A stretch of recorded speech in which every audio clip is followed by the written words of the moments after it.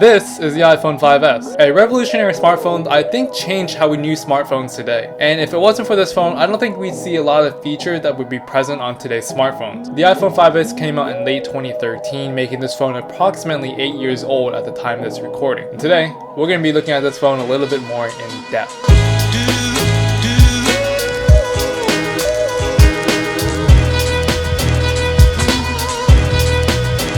Hey, what's going on everyone? This is Rich. Welcome to my channel. I like making tech videos here on YouTube, so go ahead and hit that subscribe button to keep updated with my videos. Okay, to this day, Apple's still giving firmware updates to the iPhone 5S. These include small bug enhances, security performances, and currently this amazing phone is the longest supporting iPhone, having supported 5 major iOS updates.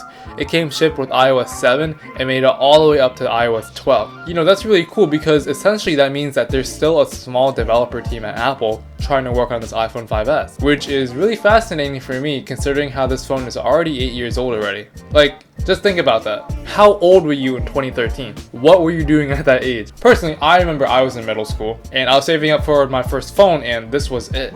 You know, I used to mow a bunch of lawns, saved up all my Christmas money and my birthday money just for this phone. Anyways, why was this phone so unique? Well, this was the first phone in the world to revolutionize Touch ID. And the Touch ID home button has been updated with a new flat design using a laser cut sapphire cover surrounded by a metallic ring.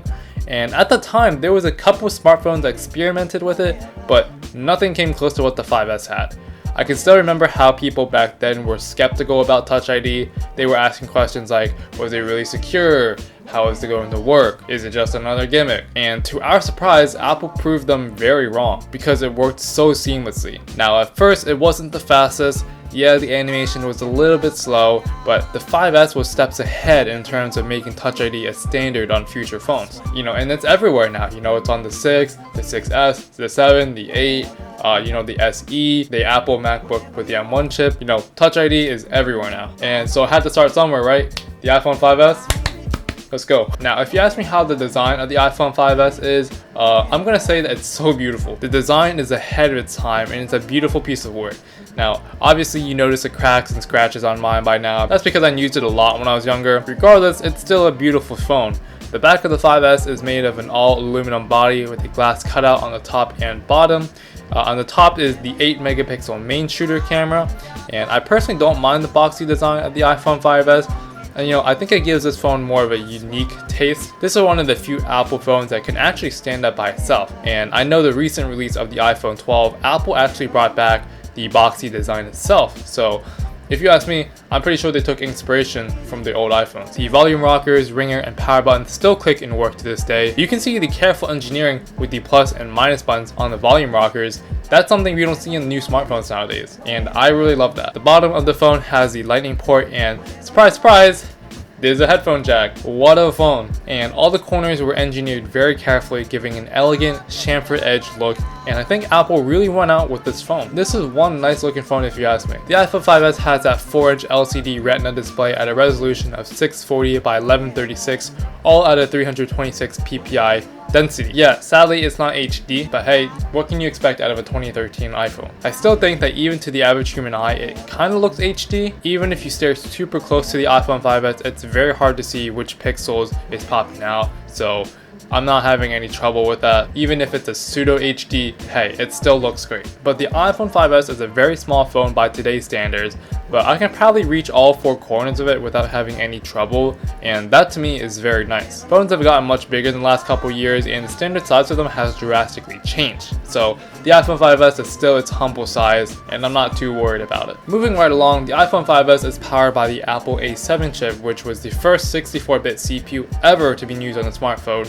Fun fact, this gave the iPhone 5S a tremendous performance boost as compared to the 5, the 5C, and the 4S, as well as its direct competitors like HTC One M8, the Moto G, or the Galaxy S4. And this new CPU delivered amazing speeds back in 2013, which totally surprised people. But compare the iPhone 5S to today's standards, the phone isn't that slow. You can see here that I'm scrolling through my home screen, opening some apps, closing them, searching things up, and I'm not experiencing that much lag or that many hiccups. Yeah, there are a couple, and sure, you can say some of the animations are slow, and the loading takes a couple seconds. Like, it's not some ancient cell phone that buffers while loading apps, and it still gets the job done fairly quick for being a 2013 smartphone. Anyways, the A7 chip really allowed Apple to take advantage of their new platform and really set the standard for future updates and apps. Third-party developers really optimized their apps and took advantage of these enhanced capabilities. Apple kind of set the standard for themselves for future updates. You know, I'm pretty sure Apple didn't know how long they wanted this phone to last in terms of iOS updates, but I mean, it made it through 5 major iOS updates, so